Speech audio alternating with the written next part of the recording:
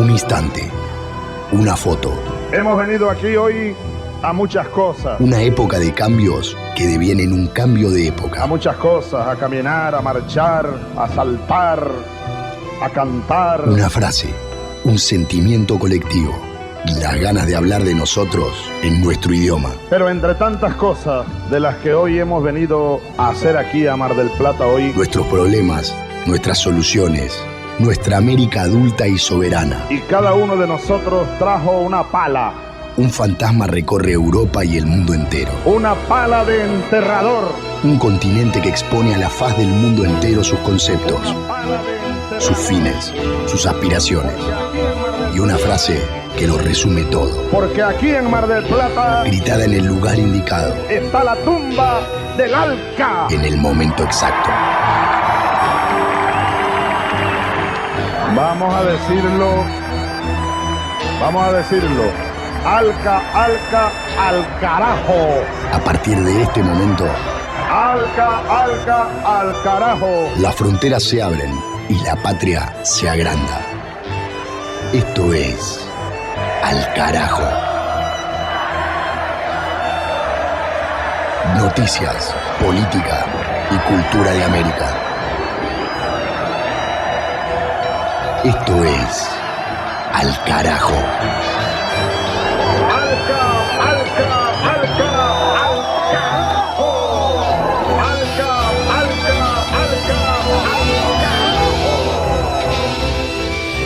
Desde la calle se oían las risas de Rosa y Rafaela, las hermanas gemelas, queridas las dos del teniente coronel Cruz. Eran norteñas y volubles. Cuando se enojaban, tiraban sus zapatos a las calles. Si estaban contentas, se ponían tulipanes rojos en el pelo, se vestían de verde y se paseaban provocando miradas. Las dos eran altas y fuertes, y en las tardes, sentadas en su balcón, comían fruta y regalaban sonrisas a los transeúntes. Siempre tenían las persianas levantadas y ofrecían generosa su intimidad a la calle. Allí estaban las dos, tendidas en la misma cama de colcha de puntilla blanca, mostrando sus piernas bien torneadas, y en medio de ellas el teniente coronel Cruz, acariciándoles los muslos al mismo tiempo que sonreía con ojos turbios. La vida es la mujer y el placer. ¿Cómo quieren que las prive de lo que me piden si ellas no me privan de nada? Bienvenidos, bienvenidas a quienes escuchan este programa en nuestro canal de YouTube Al Carajo Radio, a quienes nos escuchan en el aire de las radios populares, comunitarias, alternativas, campesinas, públicas y universitarias de distintos países del continente americano. Medio centenar de emisoras replican esta transmisión en distintos días y horarios, con origen y producción en la Radio de las Madres de Plaza de Mayo de Buenos Aires, Argentina.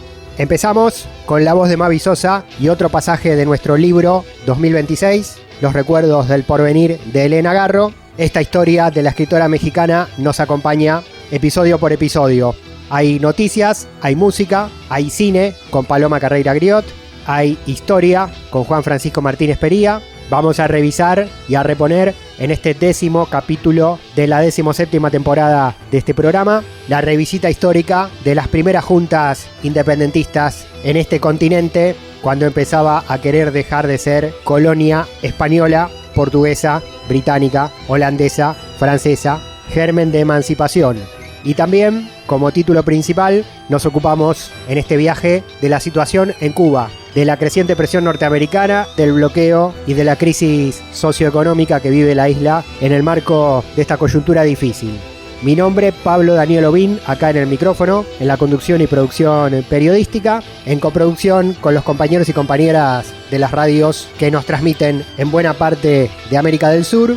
Le damos marcha y empezamos a desarrollar esta agenda planteada en este espacio. Nos vamos ya a los primeros títulos y a la información en desarrollo. Del Atlántico a los Andes, del cerro a la cordillera. Al Carajo. Las noticias de América.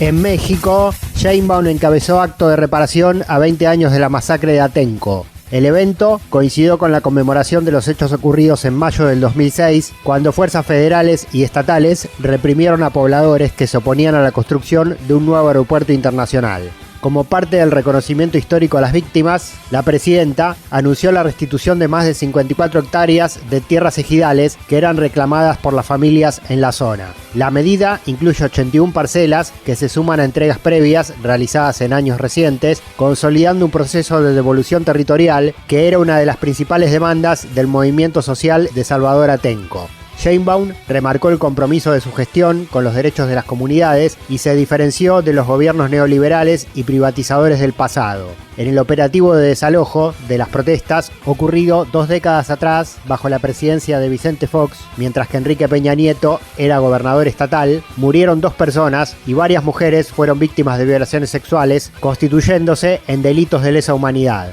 En ese contexto histórico, la actual presidenta aseguró que bajo su gobierno de la Cuarta Transformación, las fuerzas de seguridad nunca serán usadas para reprimir al pueblo de México como sucedió en el pasado.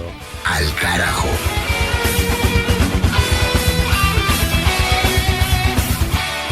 En Colombia, Petro denunció que Ecuador boicotea el proceso de paz y acusó a Noboa. El presidente aseguró que las armas y explosivos utilizados por grupos armados para atacar a civiles en el departamento del Cauca ingresaron por la frontera desde el país vecino. La información se vincula con el reciente atentado perpetrado en esa región, que dejó al menos 20 civiles muertos y más de 30 heridos, y que el gobierno atribuye a las disidencias de la FARC. Según Petro, el presidente ecuatoriano, Daniel Noboa, es el directo responsable de la situación de violencia creciente por su inacción o por su complicidad frente al avance del narcotráfico, y sugirió conexiones entre la banda de los choneros del norte de Ecuador, que dirigía alias Fito, y el poder ejecutivo de ese país. Además, consideró que esos vínculos entre política, poder y narcotráfico elevan el margen de acción de las mafias y por eso su vecino Ecuador se convirtió en el mayor exportador del mundo de cocaína y tiene una tasa de homicidios que es el doble de la de Colombia. Por último, Gustavo Petro afirmó conocer que diferentes sectores de la extrema derecha colombiana han hecho reuniones en Quito y en Miami para crear estrategias para desestabilizar a su gobierno, entre ellas cuestionar, socavar y buscar romper el proceso de paz que está en marcha con varias de las organizaciones armadas residuales. Al carajo.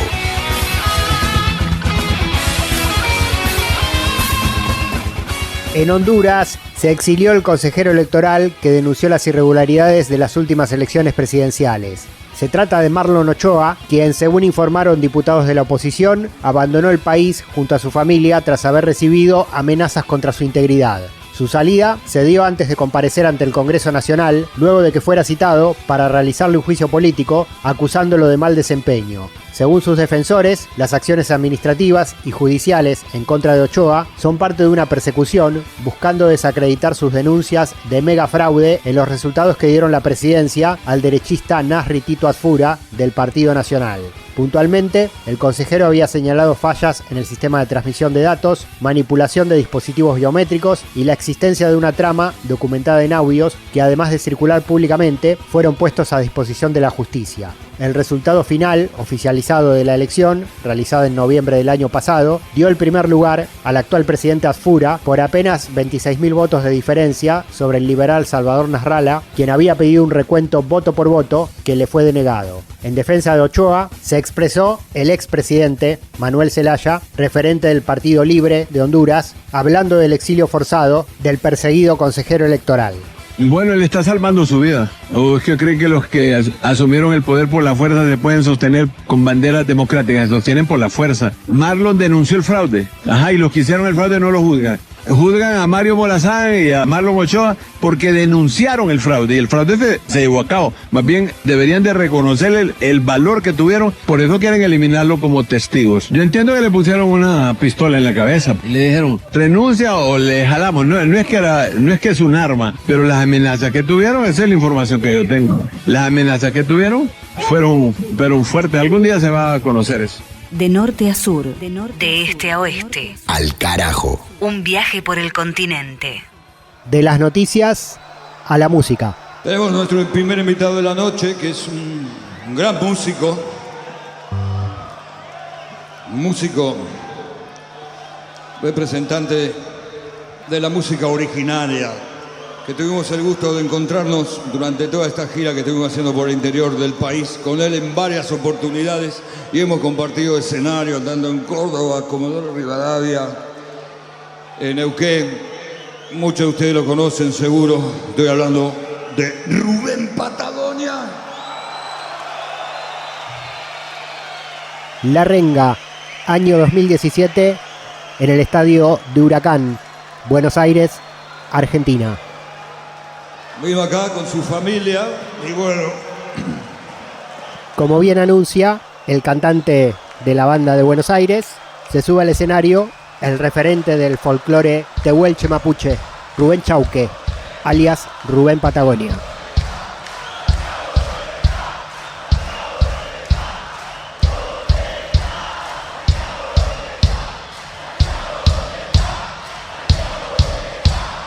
Y el público, una multitud que colmaba el estadio, pedía por Santiago Maldonado, el joven luchador por los pueblos originarios, en ese entonces desaparecido, bajo gobierno del, en ese momento, presidente argentino Mauricio Macri, en un momento musical que se convirtió en un momento de reclamo político. ¿Qué otra palabra? ¿Qué otro gesto se puede agregar ante el canto, ante el ruego de todos ustedes? Rubén Patagonia falleció en enero del 2026. Parte de su enorme legado es este testimonio contra la represión.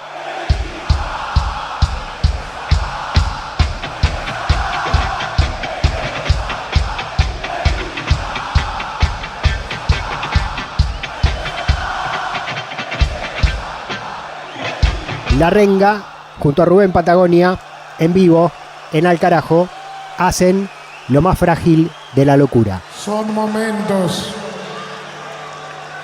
tan importantes. Estar con la Renga, estar con ustedes, unir los afectos, unir la fuerza para decir basta de represión, basta de muerte contra los pueblos originarios. Elevemos una vez más a la usanza del hombre de la tierra, elevando, no importa qué religión sea, acá no se trata de eso. Acá vamos a elevar nuestras manos hacia el Calfú, Huenumapu, hacia la tierra del cielo azul, para pedir por la aparición con vida de Santiago.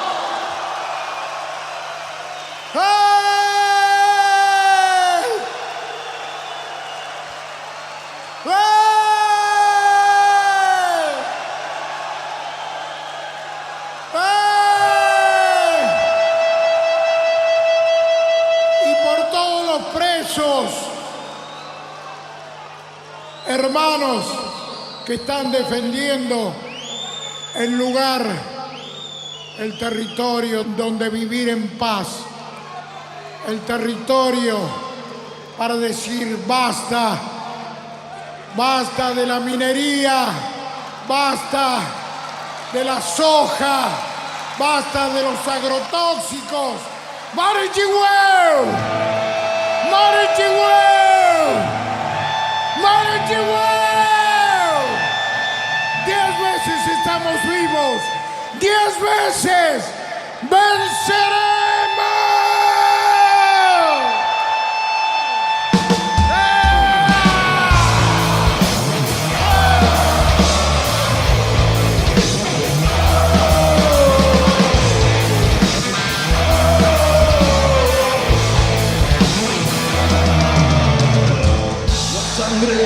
Se inyectaba en mis venas y aquel verano al norte partí a olvidarme de mi rutina y sentirme liberado al fin, ver la tierra bañada de sol.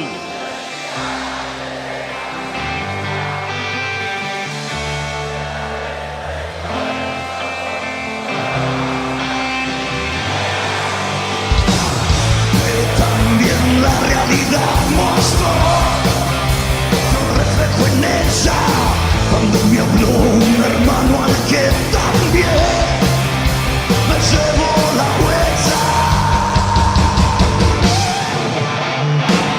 Ya te vas a escribir mi cuenta de mi pueblo, pobreza y dolor, solo trajo el progreso.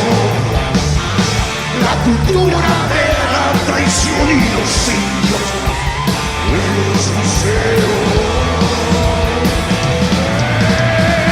Enseñó a mascar de su hierba y a morder de la pura verdad.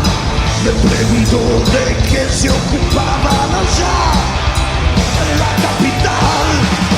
Y yo solo tuve palabras para definir la injusticia.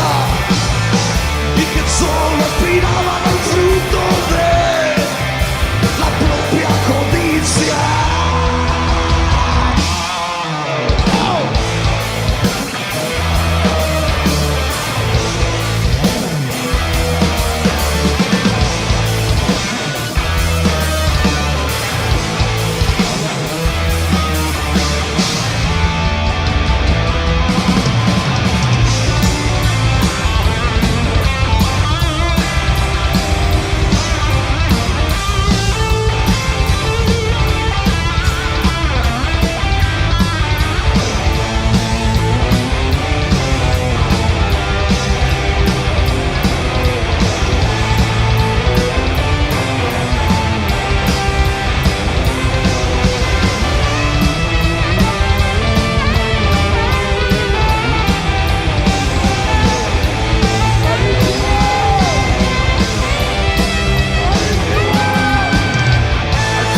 Tierra bañada de sol, respiré aire de las alturas y llené el cuenco de mis ojos con lo más frágil de la locura. ¿Qué vas a escribir? Dijo, cuenta de mi pueblo. Pobreza y dolor, solo trajo el progreso.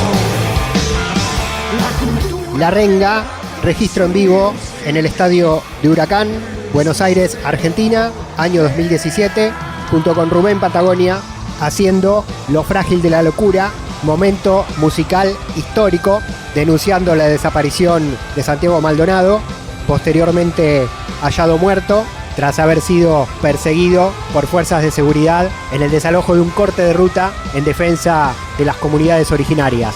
Momento histórico musical para denunciar y dejar plasmada una parte de la historia de Argentina y América Latina.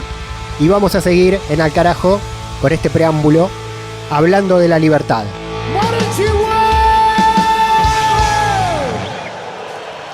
Ahora, la columna sobre el germen de la lucha por las independencias en América. Juan Francisco Martínez Pería, nuestro historiador de cabecera. Hola Pablo, ¿cómo te va? Un saludo para vos y para toda la audiencia. Vamos a estar hablando del inicio de la revolución que implicó el comienzo de las juntas exitosas en América. El himno de Venezuela dice el ejemplo que Caracas dio, ese fue el ejemplo, ¿no?, de establecer esa junta. Y fue el comienzo de una seguidilla de juntas que se dieron en América. En general, a nosotros nos dicen que en 1810, esa junta de 1810, fueron el comienzo de nuestra independencia, como que ese fue el grito inicial de la independencia. Eso ha sido muy discutido por los historiadores, sobre todo en los últimos años, planteando que en realidad 1810 fue parte de un proceso más amplio, que es la crisis de la monarquía ibérica. Decimos crisis de la monarquía ibérica porque esto incluye también a Portugal. Básicamente lo que ocurre es que a partir de 1808 se dan las invasiones napoleónicas en Portugal y en España. Fernando VII está preso en Francia y eso deriva en una gran crisis, deriva en la emergencia de juntas en España y una gran crisis del imperio. Y eso después repercute en América con una seguidilla de juntas. En realidad, las primeras juntas no son de 1810, sino de 1808 en adelante. Hay una serie de intentos de hacer juntas en América. De hecho, en Venezuela hubo una cosa que se conoció como la Conjura de los Mantuanos. El 25 de mayo de 1809 hubo un intento de junta en Chuquisaca. También hubo en México, también hubo en Cuba intentos que fracasaron. Y en 1810 se erige la junta en Venezuela, sobre todo porque se desconoce al Consejo de Regencia. Pero hay algo muy importante, que es que las juntas van a hablar en nombre de Fernando VII, que estaba preso en Francia. Entonces, en general, a nosotros que nos enseñaron que en realidad estas juntas eran los criollos luchando contra España, que hablaban en nombre de Fernando VII, pero que eso de Fernando VII era una mentira, lo que se conoce como la máscara de Fernando VII, que en realidad querían la independencia, pero no lo podían decir. Los historiadores más actuales han puesto en discusión esto, diciendo que en realidad esas juntas no buscaban la independencia, que la independencia va a ser algo que va a venir después como proyecto, y que esas juntas sobre todo lo que buscaban era libre comercio y renegociar la relación con España. Sí, totalmente. Podemos hablar de las expresiones que después se vuelven revolucionarias en América como una interna de la propia España. Bueno, más o menos hay una idea, o sea, del imperio español, ¿no? De un poco como una suerte de interna entre sectores más absolutistas y sectores más liberales. Ahora, esta interpretación nueva, por decirlo de alguna manera, tiene bastante sentido. Yo creo que tiene bastante lógica, creo que efectivamente hay algo de lo que se está diciendo acá. Los países se van a ir construyendo con el tiempo y de hecho de una forma muy diferente a la que se pensaba en ese momento inicial, ¿no? Por ejemplo, la Argentina se independiza en 1816, pero en realidad no es la Argentina, es lo que se conocía como las Provincias Unidas en Sudamérica, y la idea fuera un país más grande que incluyera a todo el virreinato de Río de la Plata. Ahora, hay algo que es importante, que es que efectivamente uno podría decir que las élites en su mayoría no estaban pensando en un proyecto independentista, pero, y este pero es muy importante, yo sí creo que había sectores que estaban a favor de la independencia. Y que en el caso de Venezuela es bastante notorio esto. Venezuela fue la cuna de dos figuras claves de nuestra historia, de la historia venezolana y latinoamericana, que fueron Francisco de Miranda y Simón Bolívar. Francisco de Miranda ya desde la década del 80 que venía hablando de la independencia. Era un militante de la independencia y era alguien que venía planteando no solamente la idea de independencia, sino la idea de unidad de América. Desde la década del 80 y sobre todo la década del 90. Otra cosa muy importante es que en Venezuela particularmente hubo una conspiración en 1797, que se conoció como la conspiración de Gual y España, porque esos fueron los nombres de los líderes, Manuel Gual y José María España, que explícitamente plantearon el proyecto de independencia. Hicieron una bandera, una constitución, todo. O sea que en Venezuela, esto tal vez no se puede aplicar muy claramente en otros lugares, pero en el caso de Venezuela está claro que había ideas revolucionarias e ideas independentistas. Bolívar en 1805 hace lo que se conoce como el juramento del Monte Sacro. En Roma él sube, o escala mejor dicho, el Monte Sacro con su maestro Simón Rodríguez y hace un juramento donde se jura no descansar su brazo a ver independiente la América Española. Un juramento al cual él se comprometió muy decididamente, evidentemente, porque lo hizo, ¿no?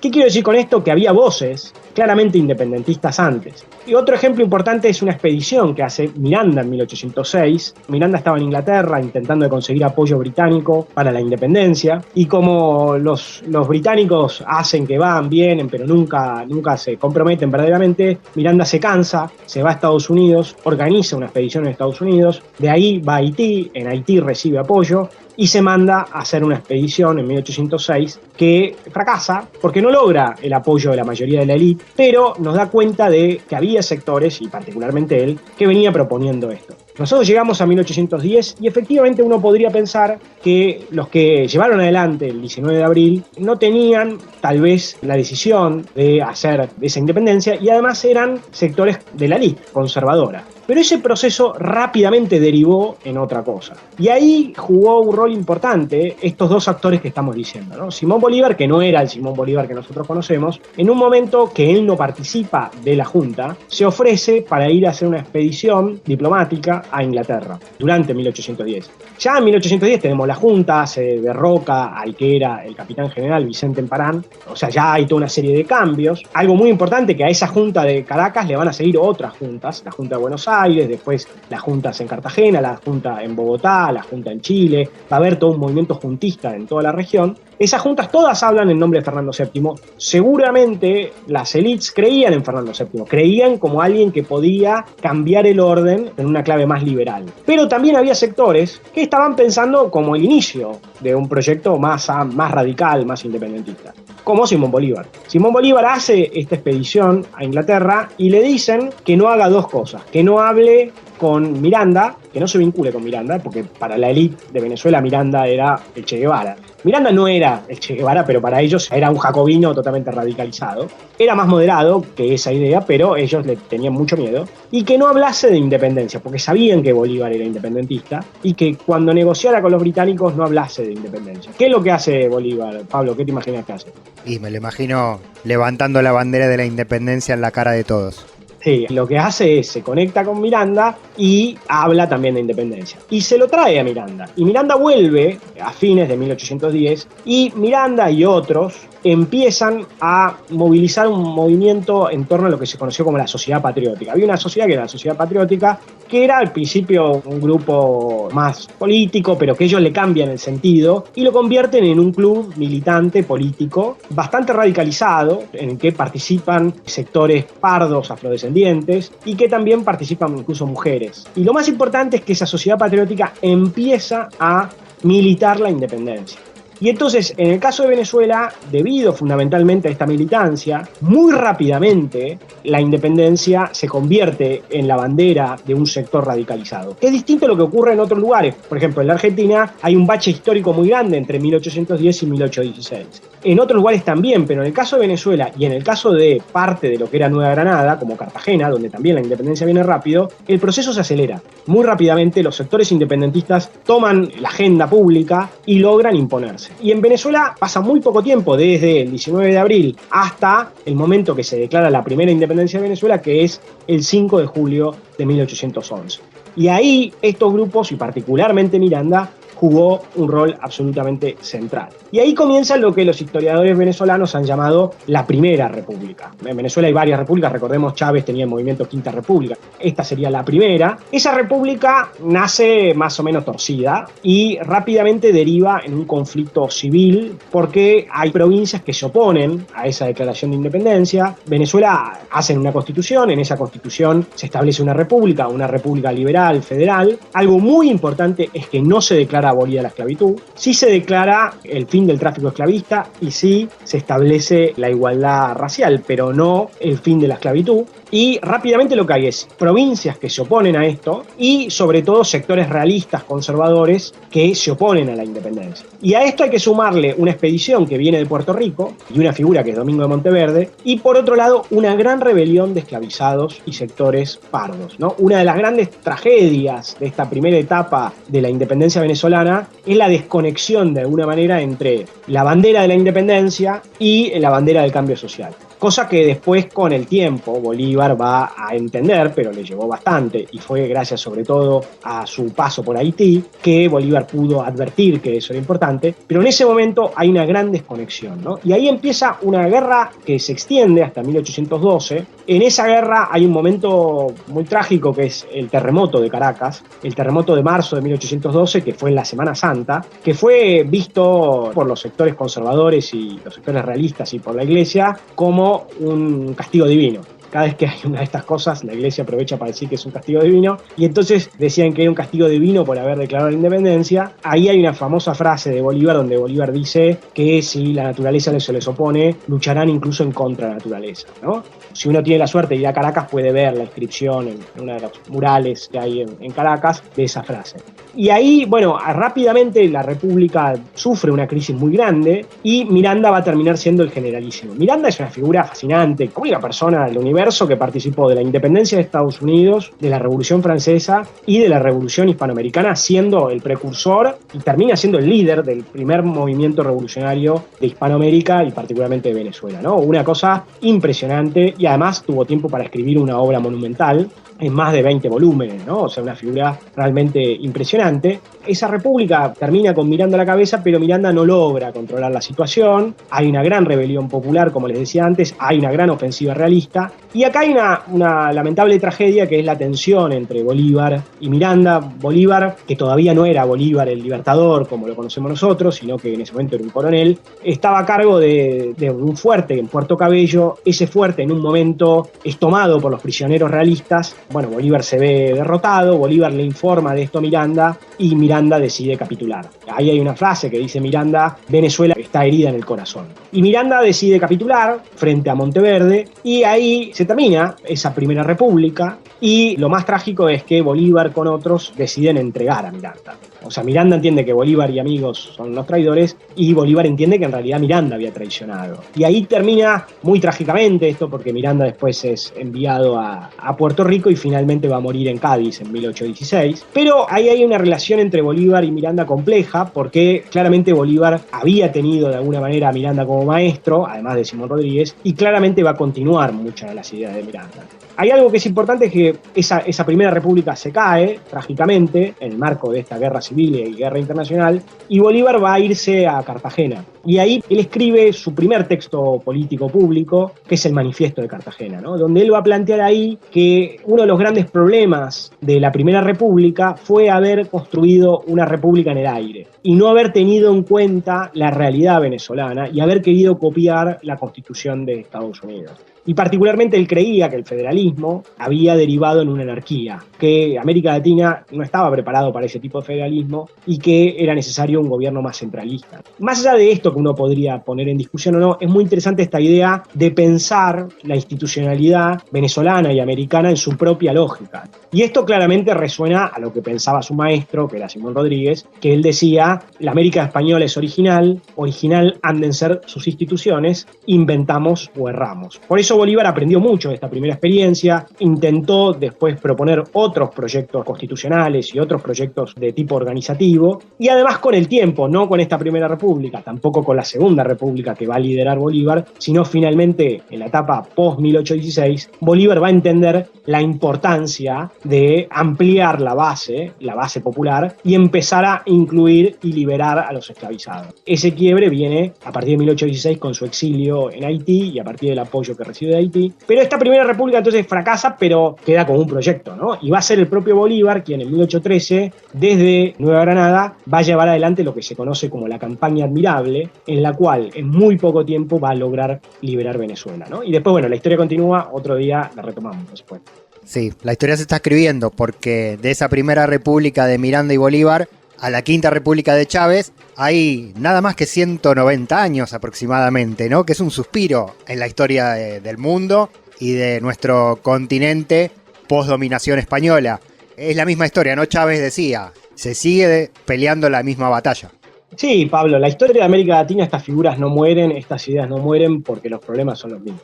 O sea, a pesar de que pasan los años, nosotros seguimos desunidos, seguimos con una gran inequidad, seguimos siendo dependientes. Por eso es tan importante repensar nuestra historia y recuperar nuestra historia, porque esto tiene enorme vigencia. Todas estas ideas de Miranda, de Bolívar y de tantos otros y otras tienen enorme vigencia por esto mismo, ¿no? Y por eso los héroes y estas figuras en América Latina, a pesar de que son negadas, silenciadas, olvidadas, siempre reaparecen, y obviamente la revolución bolivariana dio en el clavo en ese sentido y fue expresión de esa recuperación de esta historia tan importante.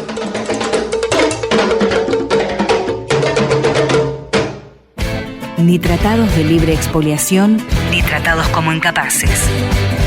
Al carajo.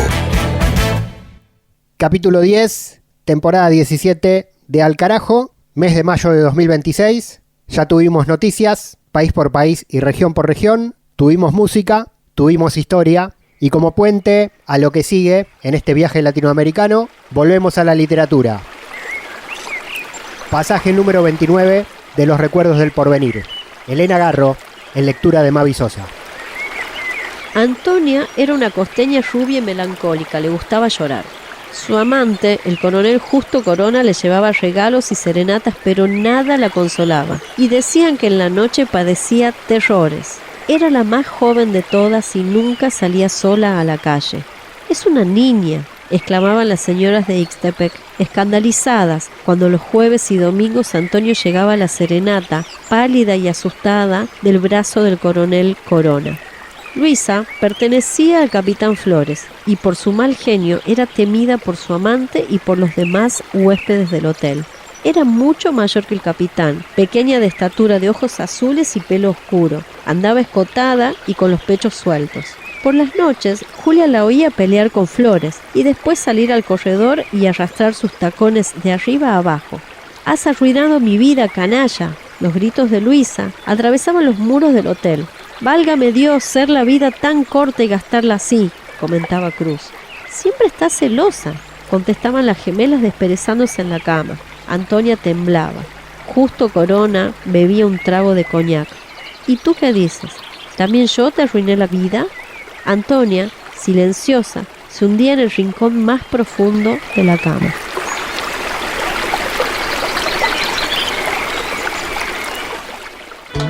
Al carajo. Al carajo. Identidad, música y cultura de América Rebelde.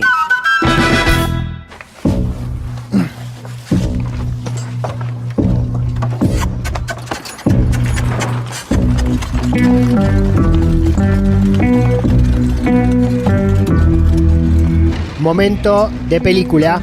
Ahora en el programa, la producción latinoamericana en las pantallas alternativas del continente. Paloma Carreira Griot presente. Vamos a recomendar otro título, compañera. ¿Qué tal? Hola Pablo, hola a todas las audiencias de Al Carajo en todo el continente. En esta oportunidad el cine nos lleva para Argentina con la película Carrero. Vieja, mirá lo que encontramos. A ver, ¿qué trajeron? Vení, fíjate. Mira el zapallo justo para tu abuela. Está bueno, ¿eh? Sí. Sacaron esto. Nos juntamos con el carro. ¿Qué carro? El carro que andamos con Gonza y un amigo.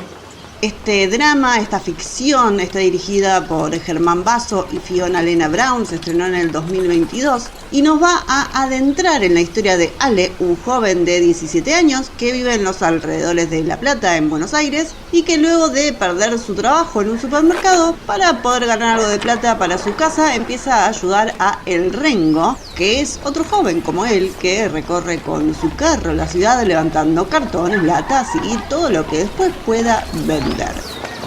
Capo. ¿No tenés laburo para darnos? Para ir a salir a cargar con vos. Nosotros te podemos ayudar. ¿Ayudar? Claro, nosotros estuvimos trabajando en una hora. Además le estuvo de carrera con el primo un tiempo. Sabemos. Encima no tenemos nada. Ni para los remedios tenemos. Para Ale, la amistad con el Rengo se comienza a volver un problema, ya que lo distancia de su madre, que le insiste que siga estudiando en el colegio, y de su amigo Gonza, porque no creen que la amistad con el Rengo sea una buena junta, y todo se va a empezar a complicar en esta historia cuando el hermano mayor del Rengo sale de la cárcel y ahí empieza a pasar todo. ¿Qué haces, Ale, acá? Que no estás en la escuela. Ah, no rompalo vos, vieja, que quiero dormir. ¿Qué dormir? Levantate y andate a la escuela. Gonzalo ya hace una hora que se fue. Dale, da lástima ya. Andate al colegio. Lástima, dice. Yo por lo menos laburo. Qué mal agradecido que sos. ¿Y vos llamás trabajo a eso? Carrero es la ópera prima de Fiona Elena Brown y Germán Basso, sus directores, quienes logran retratar muy bien los barrios periféricos de La Plata, muy similares a muchos barrios de la provincia de Buenos Aires, y esto le da un marco a esta historia que tiene un fuerte foco en las problemáticas económicas y vinculares que tiene su protagonista, y también la pasión que Ale descubre por el trabajo de Carrero, que lo lleva, a incluso a arriesgar su vida. Compa, lo único que nosotros queremos es usar el carro. Después, si vos querés seguir con la tuya. Nosotros así estamos bien. Esta ficción del año 2022, este drama, lo encuentran en YouTube, disponible, subido por sus mismos directores para que puedan disfrutar de Carrero. Es sábado en la noche, las 2:10 p.m. La música acompaña al compás de cada hora. Después de todo, ella es la que siempre viene a verme. Es la dueña de mi cuerpo y al cerebro lo devora. Y no puede ser, acá viene otra vez. Los recuerdos más valiosos que pasé en mi niñez. Aquel momento triste que pasé a la madurez. Aprendí a ver las cosas que antes no solía ver. Y estoy pagando el precio, acá poniendo el pecho. Maté al hijo de puta que nos dio comer del techo. No tuve más opción que caminar este camino donde el gil se muere rápido y el piola sigue vivo. No olvido nunca mi primera Navidad. Brindé con las estrellas y la soledad. Las celdas menos frías me di cuenta en esa noche. Los reos celebraban con marimba y el derroche de sustancia. Y yo perdiéndome la infancia de mi hermanita Eileen, de mi hermano en la vagancia. Tenía que amoldarme a estas nuevas circunstancias. Yo solo contra el mundo, mi familia a la distancia. Y así me fui metiendo de a poquito en la movida. Ya no importaba cuántas horas ni cuántos días. Mis compañeros, mi ranchada, mi nueva familia supieron enseñarme cómo el bien allá perdía. Solo espero que la experiencia que viví le sirva como ejemplo al guacho que anda por ahí, bardeando por la calle, tomando por la nariz. No soy quien para dar consejos, solo soy otro aprendiz. Las luchas políticas, las luchas sociales de la región tienen su lugar. Al carajo.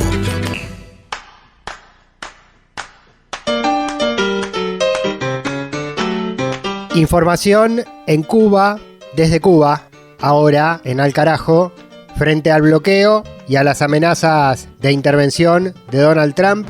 En la isla se vienen realizando distintas actividades, encuentros nacionales e internacionales y recepción de apoyos a nivel global. Una gran demostración de cohesión fue la reciente movilización masiva por el 1 de mayo, Día de los Trabajadores y Trabajadoras, y también se realizó el llamado Coloquio Patria, que recibió durante el pasado mes de abril a distintas personalidades y referentes de la comunicación, de la política y de la cultura de distintos lugares del mundo.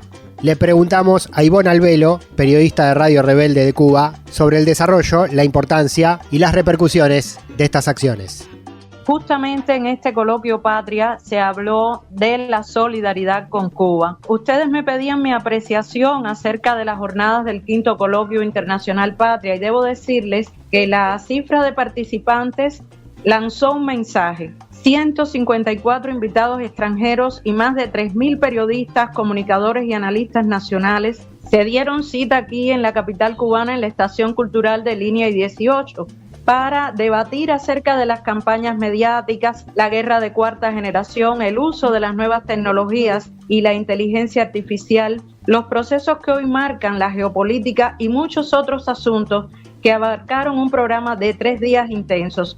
Particularmente los paneles Guerra Cognitiva, Injerencia, Operaciones de Desestabilización y Discurso de Odio en las redes sociales y el referido a las sanciones, cerco económico y legitimación mediática centraron mi atención porque en ambos los panelistas coincidieron en la necesidad de lograr una articulación para romper esquemas con creatividad y buscar alternativas para convencer desde la narrativa que hoy se disputa. En ese contexto, la guerra cognitiva es un campo que está abierto para todos nosotros, los que pensamos en un mundo mejor.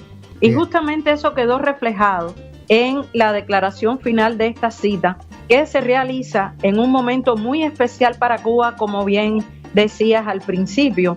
Y el texto aprobado dice, y cito textualmente, nos comprometemos a impulsar una red de cooperación internacional orientada a la formación, la investigación aplicada, la producción coordinada de contenidos y la capacidad de respuesta rápida frente a campañas de manipulación, desinformación y odio, entendiendo que la batalla comunicacional exige organización, inteligencia colectiva y acción sostenida. Justamente estos intercambios entre las emisoras con Radio Rebelde ayuda a impulsar esa red de cooperación internacional. Bien. Y además el coloquio convoca a las organizaciones internacionales, redes académicas, movimientos populares y estados comprometidos con la paz a construir una agenda común por un nuevo orden informativo y comunicacional internacional que sitúe en el centro la verdad, la justicia,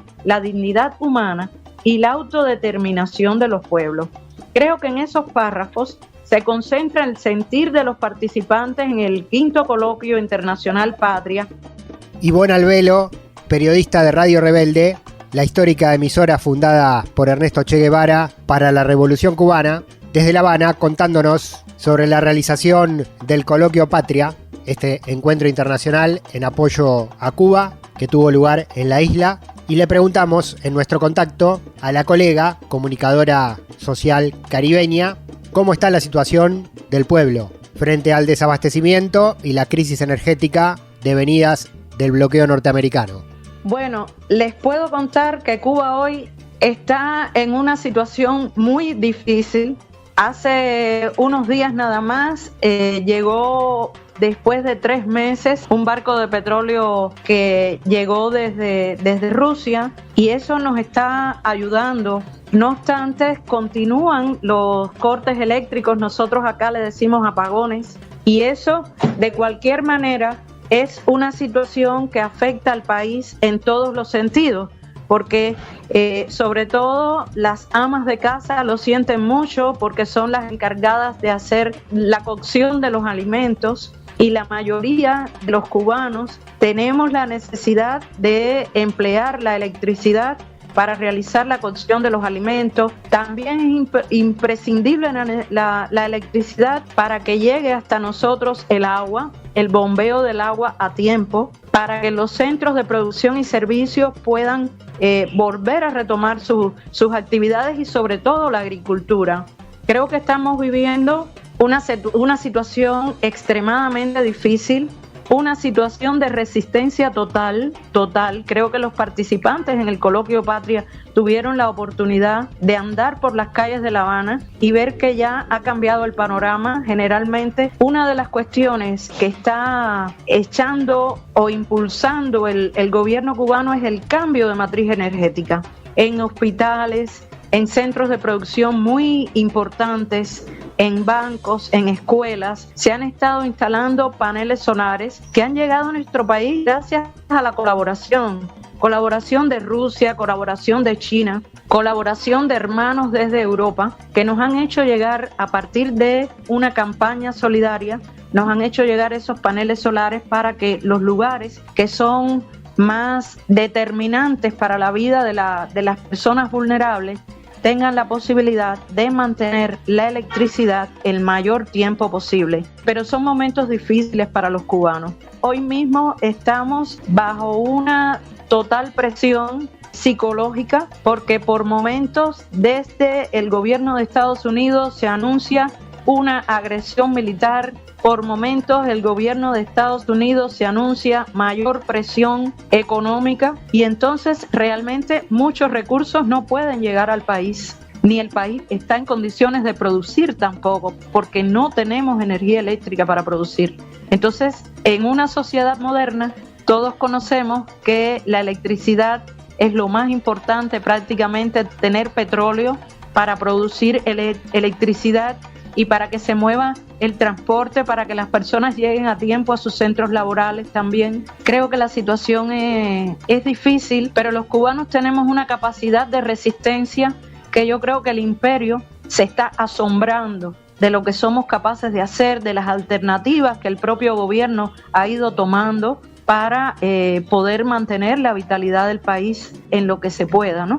Ivonne Albelo nos está contando desde La Habana, situación en Cuba después de lo que fue el encuentro del Coloquio Patria, el 5º Coloquio Patria, con personalidades, comunicadores y referentes de todos lados, de todo el planeta Tierra, que llegaron por allí. Ivonne, última pregunta, y siempre abierto el contacto para que Cuba se cuente a sí misma y que no nos filtren lo que pasa en Cuba los medios internacionales parcializados con la hegemonía norteamericana. La pregunta sobre Trump, sobre el gobierno de Estados Unidos. ¿Cuánto de el destino próximo de Cuba depende de lo que pase con este líder que ahora está metido en esta guerra en Medio Oriente, pero que a nivel interior Trump está con situaciones complejas políticas y mucha resistencia del propio pueblo norteamericano?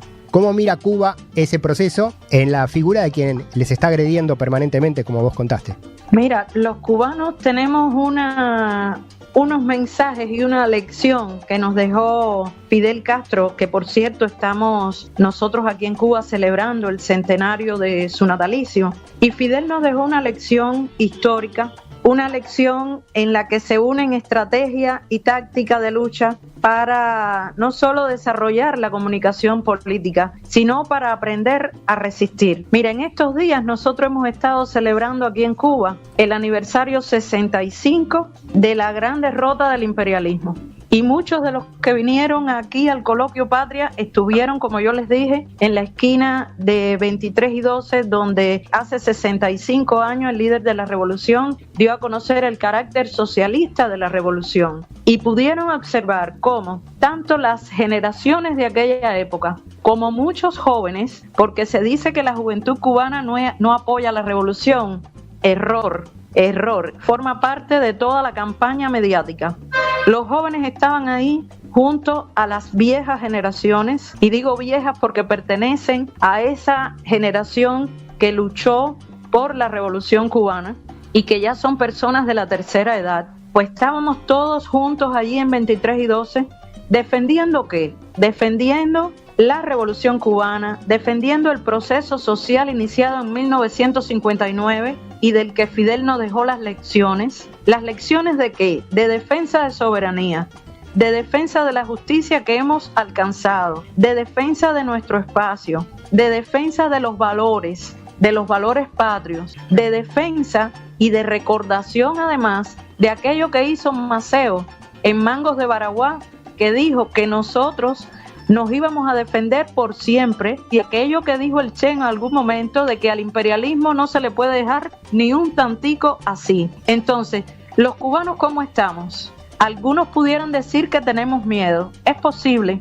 que algunas personas sientan miedo, pero en medio del miedo estamos decididos a defender nuestra tierra. El presidente cubano Díaz-Canel, en su intervención el día 16 de abril, hace solo unos días, pidió y llamó a la solidaridad internacional para denunciar todas estas campañas, toda esta guerra cognitiva, toda esta guerra psicológica, toda esta guerra de cuarta generación, toda esta guerra económica que a diario se empeñan el gobierno norteamericano de recrudecer. ¿Y a quiénes están afectando? Están afectando sobre todo a los más vulnerables, a las personas ancianas, a los niños cubanos, que tienen necesidad de ver un futuro de nuestro país, un futuro construido por nosotros los propios cubanos, porque los cubanos tenemos necesidad de que nos dejen en paz para poder seguir nuestro destino a nuestra manera, resolver nuestros problemas internos, buscar alternativas. Durante el Coloquio Patria, el presidente Miguel Díaz-Canel,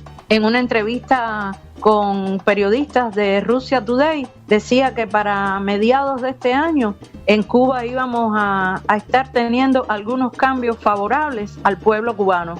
Pues que nos dejen ver los cambios, que nos dejen hacer los cambios a la manera de los cubanos, que nosotros tenemos experiencia, tenemos un montón de personas con capacidad de exponer sus experiencias, de resolver los problemas, de buscar alternativas, y eso es lo que queremos los cubanos. Cuba en su propia voz. La situación en el país caribeño, el bloqueo, las amenazas de intervención de Trump, la crisis económica y energética. Informamos a través del contacto con Ivonne Albelo, periodista de Radio Rebelde de La Habana, desde Cuba. Al carajo. Una mirada al sur desde el sur.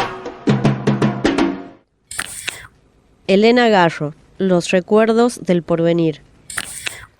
Pasaje número 30.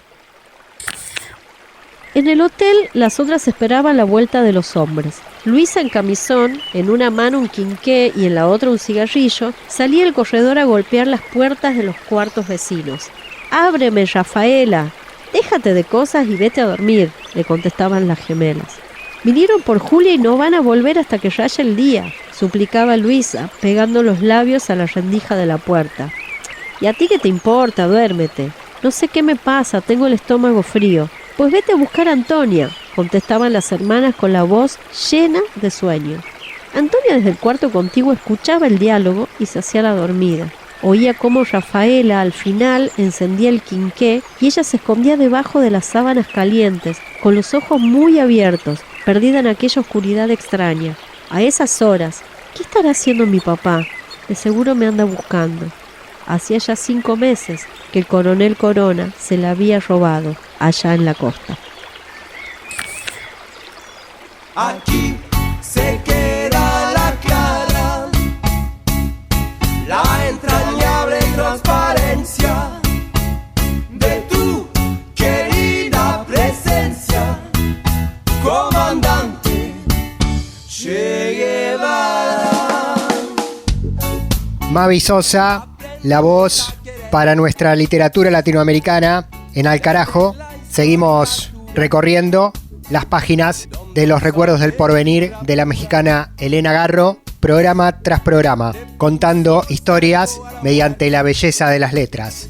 También contamos a través del cine con Paloma Carreira Griot, recomendando las películas del presente y del pasado de los distintos países de la patria grande, de los distintos países de nuestra región. Hicimos historia otra vez con Juan Francisco Martínez Pería, docente del Centro Cultural de la Cooperación de Buenos Aires, Argentina, y de la Educación Pública Latinoamericana, y tuvimos noticias en propia voz desde los territorios, bajo narración y producción periodística de quien habla, Pablo Daniel Obín, mi nombre, que acá estoy también cerrando este episodio. Fue el capítulo número 10 de la temporada 17ª de Al Carajo Radio, sonando en medio centenar de radios comunitarias, populares, campesinas, indígenas, públicas y universitarias de la Argentina, de Chile, de Bolivia, de Uruguay y también en nuestro canal de YouTube. Fin para este capítulo, nos encontramos en nuestra próxima aparición con más política, noticias, música y cultura de América. Será hasta entonces. Muchas gracias. Comandante, con soles de primavera, comandante, para plantar la bandera, comandante, con la luz de tu sonrisa, tu amor revolucionario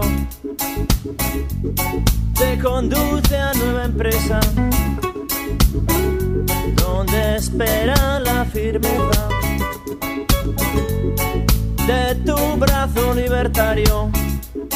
Aquí se queda la clara, la entrañable transparencia de tu